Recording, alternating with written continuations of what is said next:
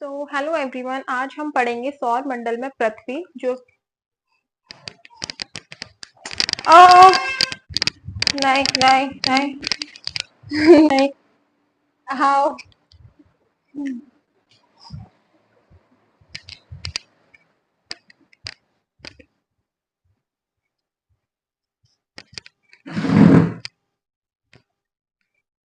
जैसे ही मैंने ये स्टार्ट किया और ये जग गई।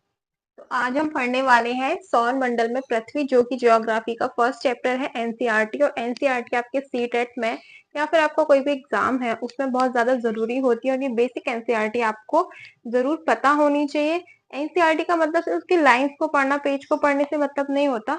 उसके अंदर क्या बोला गया गहराई से उसकी बात को समझने से होता है। तो आज एनसीईआरटी का फर्स्ट चैप्टर हम स्टार्ट करते हैं, ज्योग्राफी का फर्स्ट चैप्टर, जिसका नाम है सौर मंडल में पृथ्वी। सौर मंडल, तो उसके बारे में अब खगोलीय पिंड। सबसे पहले हम जानेंगे खगोलीय पिंड क्या होते हैं। रात को आकाश में आपने बहुत सारी चमकती हुई चीजों को देखा होगा, जैसे सूर्य, चंद्रमा, बहुत सारी चीजें। तो ये सारी चीजें जो रात को आकाश में चमकती हैं, ये सारे हमारे होते हैं खगोलीय पिंड। और कुछ खगोलीय पिंड आकार में बहुत ज्यादा बड़े होते हैं और बहुत गर्म होते हैं। ठीक है, तो ऐसे खगोलीय पिंड जो आकार में बहुत बड़े और गर्म होते हैं, जिनके पास खुद की ऊष्मा और प्रकाश होती है, उन खगोलीय पिंड को बोला जाता है तारे। और सूर्य भी हमारा एक तारा है।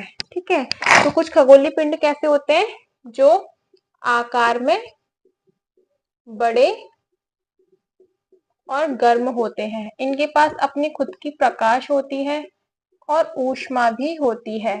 और ऐसे जो खगोलीय पिंड जिनके पास अपनी ऊष्मा और प्रकाश होती है, इनको बोलते हैं तारे, तारा। और सूर्य भी हमारा एक तारा है, क्योंकि सूर्य के पास खुद की प्रकाश है और ऊष्मा है। और सूर्य से ही जितने भी ग्रह हैं सबको प्रकाश मिलता है। तो सूर्य को इस तरह से हम बोल सकते हैं, सूर्य जो है वो मुखिया है एक तरह से।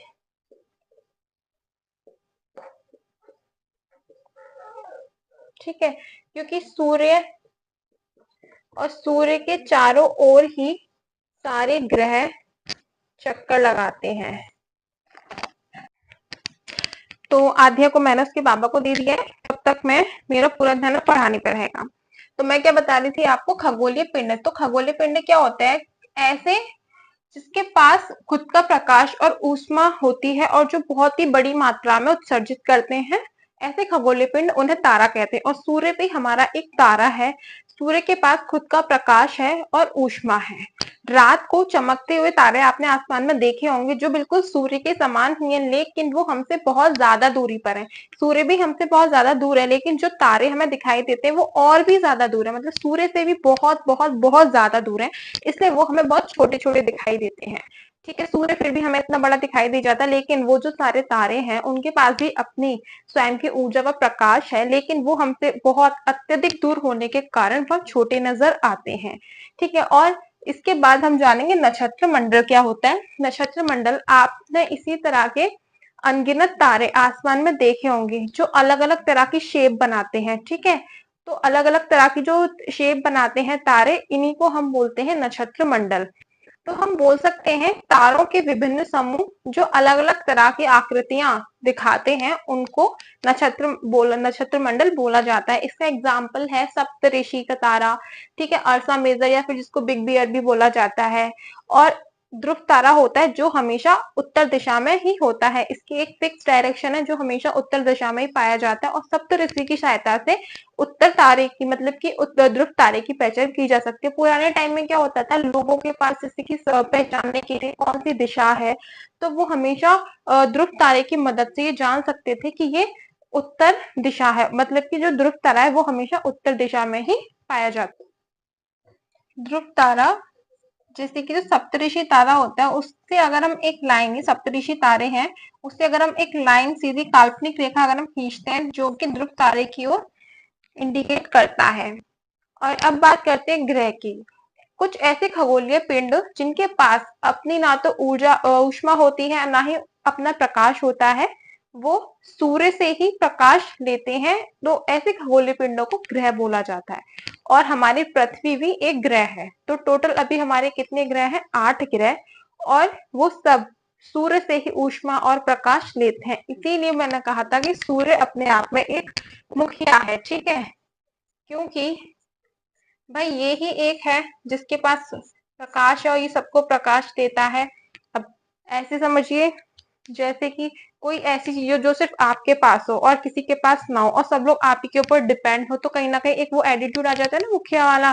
तो इसीलिए बोला जाता है कि सूर्य अपने आप में एक मुखिया है, ठीक है, क्योंकि भाई यही सबको देता है प्रकाश। तो हम बात कर रहे थे ग्रह। तो ग्रह वो होते हैं जिनके पास अपने खुद की ऊष्मा व प्रकाश नहीं होती है। ऐसे खगोलीय पिंड जिनके पास अपने ऊष्मा व प्रकाश नहीं होती, इनको ग्रह बोला जाता है। और पृथ्वी भी एक ग्रह है जिस पर हम रहते हैं, ठीक है, और पृथ्वी भी सूर्य से ही अपनी ऊष्मा व प्रकाश प्राप्त करती है। पृथ्वी बहुत ज्यादा दूर है, सूर्य हमसे बहुत ज्यादा दूर है।